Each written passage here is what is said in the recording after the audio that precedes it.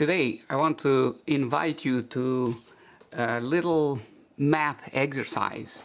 Nearly 60% of hospitalized COVID-19 patients in Israel fully vaccinated. And of course, the question related to that is the vaccine working or has it really failed? And a lot of people have concluded, based on data like this, that the vaccine is worthless or it works for a while and then it doesn't, especially during the Delta age. Currently, 61.5% of the whole Israeli population, the 9 million and some Israelis, are vaccinated, but in the adult population above age 12, teenager and adult, I should say, 78% are vaccinated or a little bit more now. This is the number of cases, confirmed COVID-19 cases per million of people in Israel. They have had 2 spikes, and then the vaccine came and everything came down to almost zero. But last couple of months, the numbers have gone up, and now currently Israel is experiencing a rate of infection over 1,200 new cases per million people per day, which is more than they have ever had during the pandemic. Interestingly enough, the number of deaths, which is shown in this graph, is actually not as high as it was back per million people, again, back at the peak of the pandemic. It's close to the first peak, but not anywhere near the second peak, which is good news. Less people are dying. We'll spend a couple of minutes doing some basic math here to try to make sense of this data. As I often say, that my main purpose on this channel is to help you make sense of data related to COVID and health in general. As a practicing internal medicine physician, I do this all the time with my patients, and I enjoy doing it. And to the extent that you find this helpful, I invite you to subscribe and come back here often, and submit topics of interest. I will do my best to address them, time allowing. So in the article I quote in the beginning, the specifics are 500 patients hospitalized with COVID-19 as of August 15 of 2021, and 59% of those were fully vaccinated. This was an article that was originally published in the Journal of Science. Most of the vaccinated patients who were hospitalized, about 87%, were at least 60 years of age. Depending on the age group somebody in Israel belongs to, this is all data from Israel. You see there, if somebody's over age 90, among all of those age 90 and plus, 90.2% have been vaccinated. If you go a decade lower, 80 to 90, 91.5% been vaccinated, and so forth. And if you do an average here, for all the persons over age 60 in Israel, at least 90% has been vaccinated or more. So that's a pretty high vaccination rate in this group, of which, again, 59% of those hospitalized with COVID-19 were actually fully vaccinated. And so here's the back of the envelope math that I intend to do with you over the next couple of minutes. Let's split the population of Israel into the vaccinated and the non or unvaccinated, to try to figure out if this data makes sense, if it shows that the vaccine has lost its efficacy or not. So if you go first with the right side column there where it says unvaccinated, they are not all vulnerable to get COVID-19, because if you look at data, and you can check that online, I looked at it, a little bit over 1.2 million of the 9 million Israelis have already been sick, confirmed with the diagnosis of COVID. So that's about 13%. So we know that 13% of these had COVID already. So they are not as vulnerable as if they'd never had it. We also know from various places, the CDC, for example, has data showing that for every confirmed case of COVID, there are 4 other cases that have not been diagnosed for a variety of reasons. Asymptomatic, they had a mild form, they didn't get tested, and so forth. And the rate varies in different countries. In Japan is lower, it's about 2 times. So let's put a range and say 2 to 4 times as many as this 13% that are protected because they also had COVID, but it was not diagnosed. So if you do the math here, you get an additional 26 to 52% of this unvaccinated group of people over age 60 in Israel who are protected because they had COVID. So now if we add this percentage to see how many of these 10% of Israelis over age 60 who have not been vaccinated might be protected, we're getting, if you add 13 plus 26, you get 39 to 65% that are protected. Okay. In other words, these guys are not likely to get COVID, let alone end up in the hospital with it.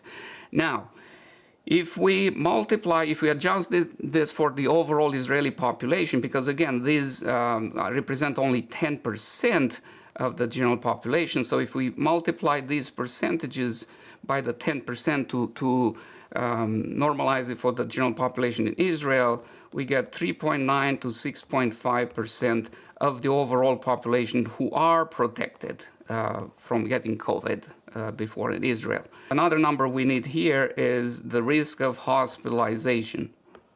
And we know that the risk of hospitalization changes with age. Over age 60, we are talking about 10 to 20%. Let's keep it at 10% just to be conservative and keep the numbers even. So 10% of the remainder, these guys are protected. So the unprotected out of those are more like, about 6.1 to 3.6%, right? And if we apply the 10% to that, you get a point, I did the math more precisely earlier, so it's 0.79 to 0.45% of the general population in Israel that are vulnerable. This is the number that we keep in mind on this column here, about half of a percentage, okay?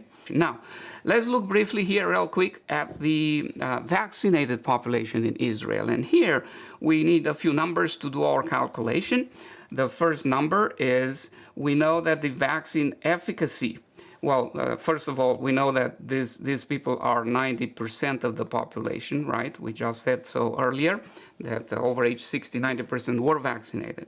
We know that at least pre-Delta, early on, the vaccine efficacy was about 95% because most of them got vaccinated with the Pfizer BioNTech vaccine, and that was the number that was presented back in the day when it was approved.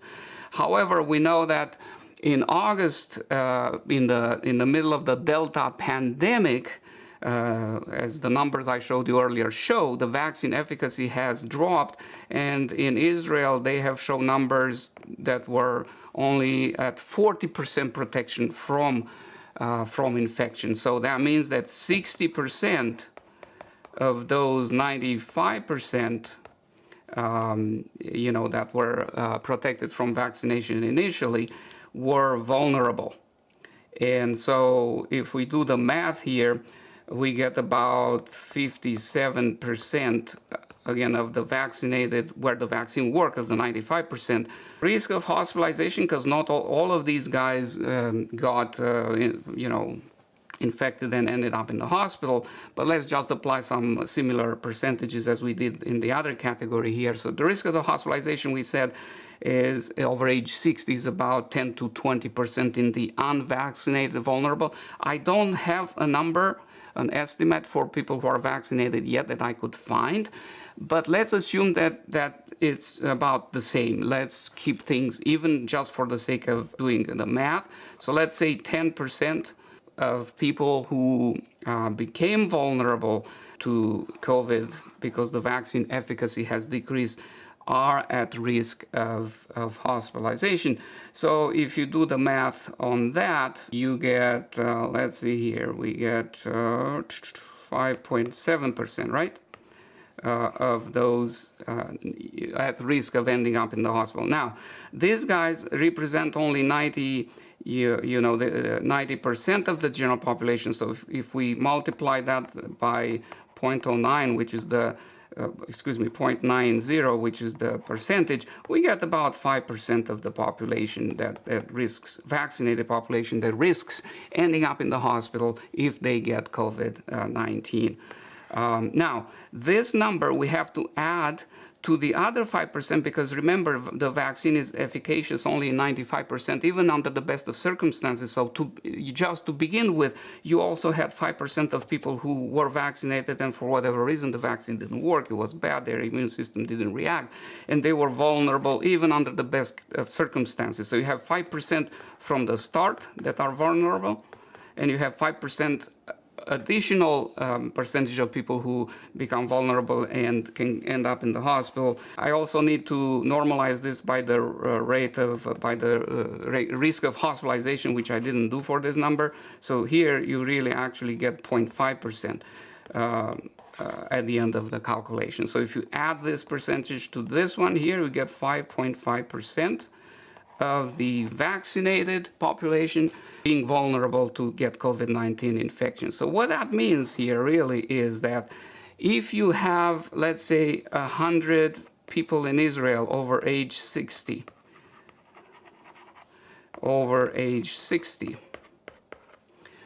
who end up in the hospital, based on this back of the envelope math that we just did, we can predict that out of those 100 people that end up in the hospital, a majority of them, because you have 5.5% here, and you have the general population, that is, and you have about half of a percentage here.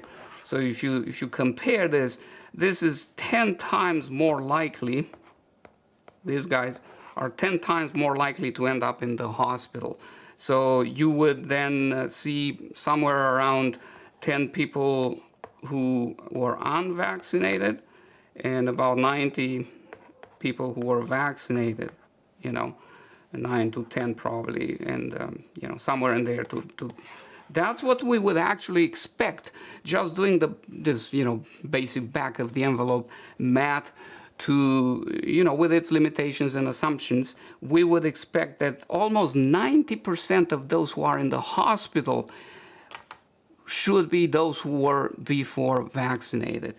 And when we only see about 60%, that's actually much better than what we would expect. So reality actually favors the vaccine efficacy much more than the back of the envelope math that I did here, indicating that, in fact, given the high rate of vaccination, again, over 90% in the over age 60 in Israel, we don't have much of a reservoir of unvaccinated people for the COVID-19 to spread into, and with a waning immunity over time, theoretically, in fact, almost 90% of those who end up in the hospital should be from those who are vaccinated.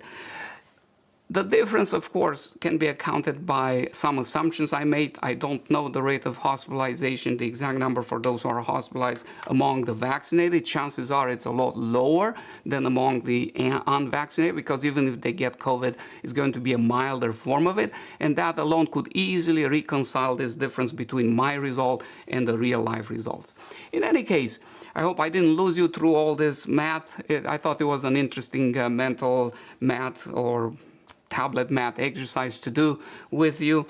And if that helped clear up some misunderstanding or questions you had in your mind as to whether the vaccine actually really works or not, I feel like I've done my job today. If you have questions, if you have other ideas, or if you've noticed outrageous errors in my calculation, feel free to post them. Till next time, stay healthy and stay wise and subscribe. Thank you.